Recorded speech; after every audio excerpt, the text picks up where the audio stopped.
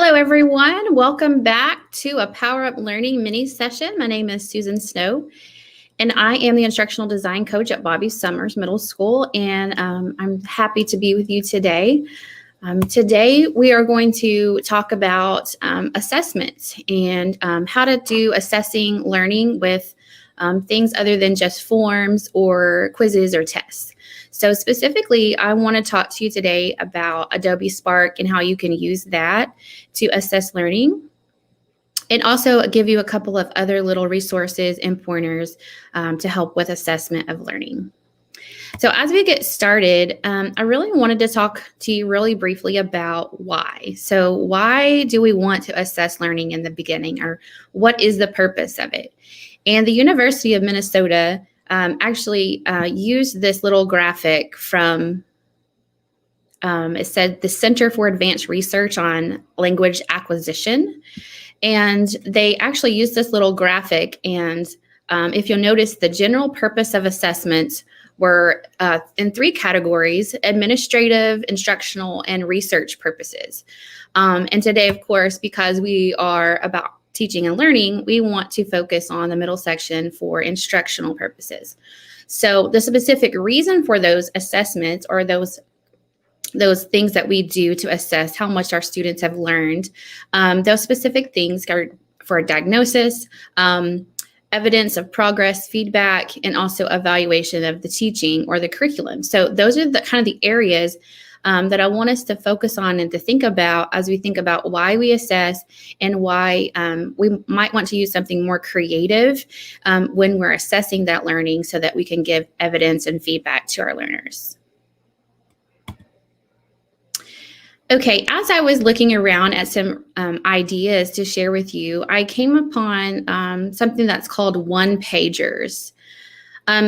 There's in the one-pagers, you can there's a link there to a blog, and it's called Cult of Pedagogy, and she gives a lot of examples about one-pagers. So basically, a one-pager is something that the students would use or to show you what they have learned. So it's a creative outlet, and so just like its name says, it's like a one-pager is something that they can use images, they can draw, they can write quotes, they can do all sorts of things. And so there's also templates within this blog that kind of gives, some kids might need a template to where they could put specific things in boxes or areas, and then others that are more of your artistic type kids that really love to draw and to do those types of things already may just need a blank piece of paper and an idea. So the one-pager is a really good concept. I just wanted to read real quickly. It says, what is a one-pager? And this says, it's pretty simple. Students take what they've learned from history, information, a novel, a poem, a podcast, or a video, and then they put those highlights into one single piece of paper, and they can do it however they want to. And it says, why is this simple assignment so powerful? And as you read through this, you realize that their creativity and all of the things that maybe you didn't think about asking in a question, they're able to give you back that information because they get to create it and show you everything that they know and remember from that unit or that lesson of study. Now, infographics are also something that you can use in assessing learning, and it's a little bit similar as the one-pager, but it may be in a digital form. Now, the one-pager might be in a digital form as well, but infographics are really good tools, and basically it's one page or maybe two where it's got a lot of information, and it uses logos, it uses pictures or images, and it's also basically a one-pager, but you might hear it called infographic as well. So the tool I wanted to talk to you about today in order to allow kids to be creative and make one-pagers or infographics is Adobe Spark. Adobe Spark, we have it in our district, and you can locate it by spark.adobe.com. When the kids go there, they'll have an opportunity to use their school Google login to log into their account that they have associated with the district. And when they get there, there's lots of opportunities to make lots of decisions. So there's collages, there's web pages. They can make a slideshow or some type of presentation. But the benefit to this is they also get to have what may look like an Instagram post or maybe even a branding of some sort. So when your students go into Adobe Spark, again, that's spark.adobe.com, they'll log in with their school account, and then they just need to go to the search. There's a little search bar at the top, and then they can click on templates. There's hundreds and hundreds of templates that are already there for the kids to use. So they could simply just click on infographic, and then they'll give things for business, education, and there's tons of templates that the kids can choose to get started. And so with that, they'll choose a template, and then they can add images. So if I choose this, if they edit this template, then they can go to the top.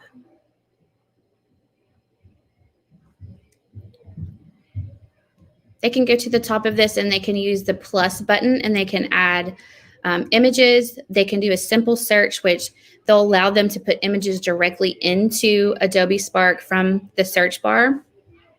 And then they can also use their Google Drive. So if there's already pictures or images or photos that they've already saved into their drive, it's a simple search or a simple click of the Google Drive, and they can use those images in Adobe Spark as well. What I like about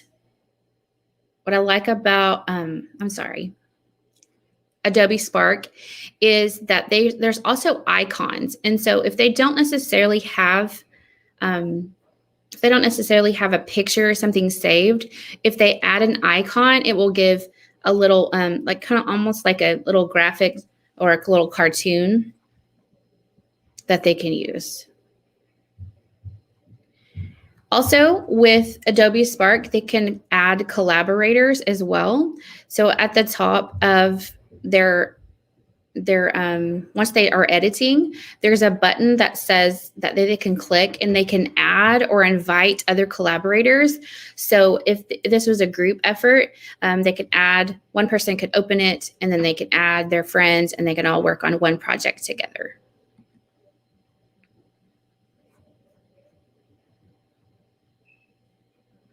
Now, linked in here also is 1-point rubrics. Actually, not sure if you're able to see this right now. 1-point rubrics, I know that Mr. Holt had shared some information about 1-point rubrics. So basically, if you're going to do something other than a test or a quiz and things like that, you're going to need a way to evaluate it so that you can associate it with that grade for their average that we have to have for cumulative. But a 1-point rubric would be a great way to do that. And with the 1-point rubric, the one that I really like is just simply, it has the middle column.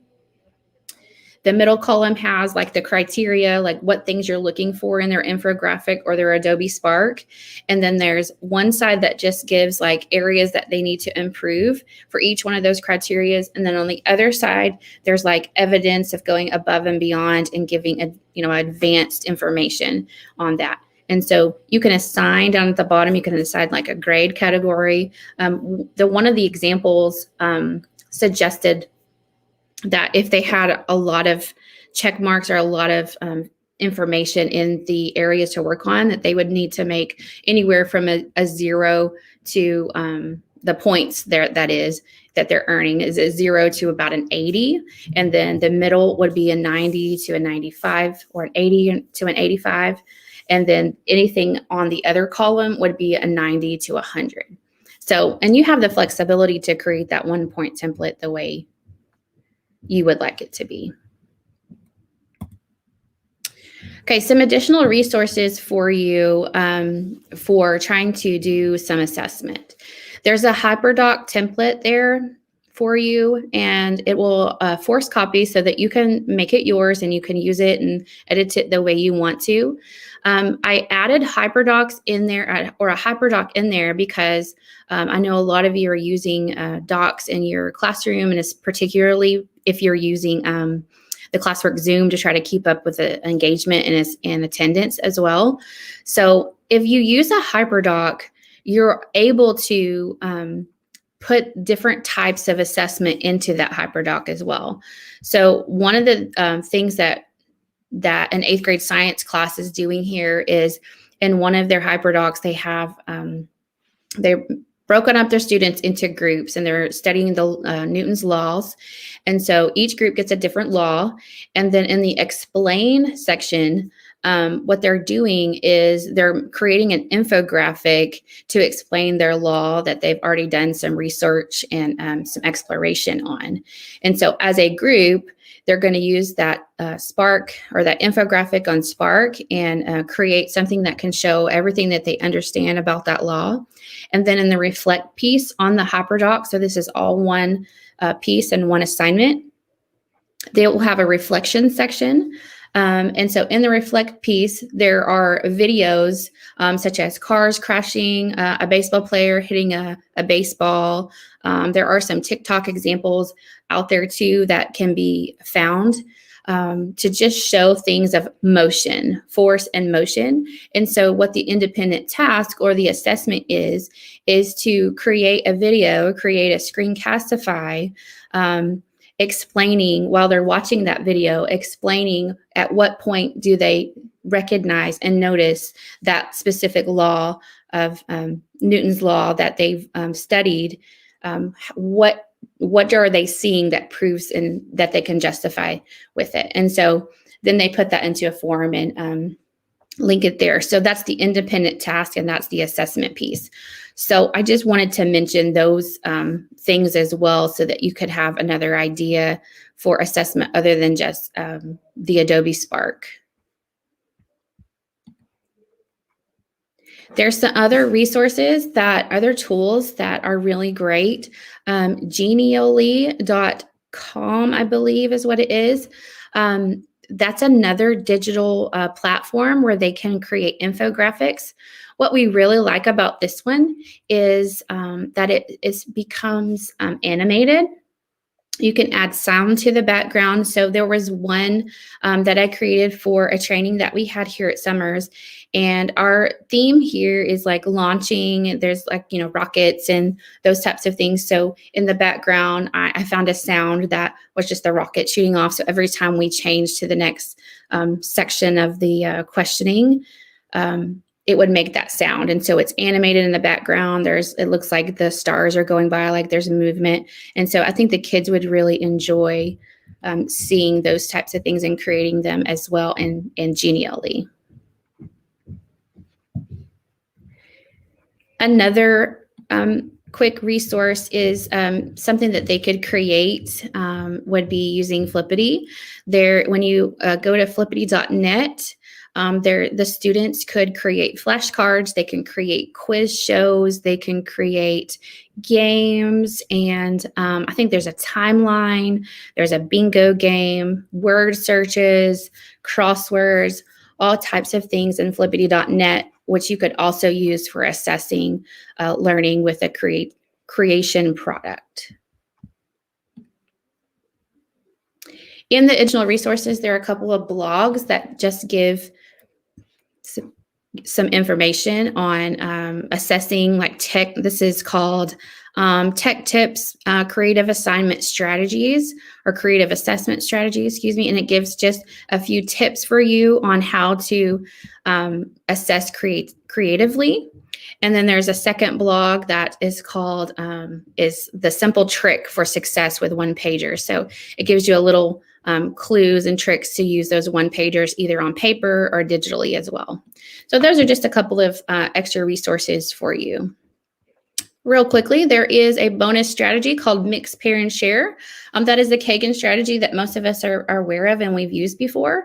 But this time we are suggesting that you use Google Meet breakout rooms to mix the students up, and then use the time, pair, shares or the rally robin to do those cooperative structures.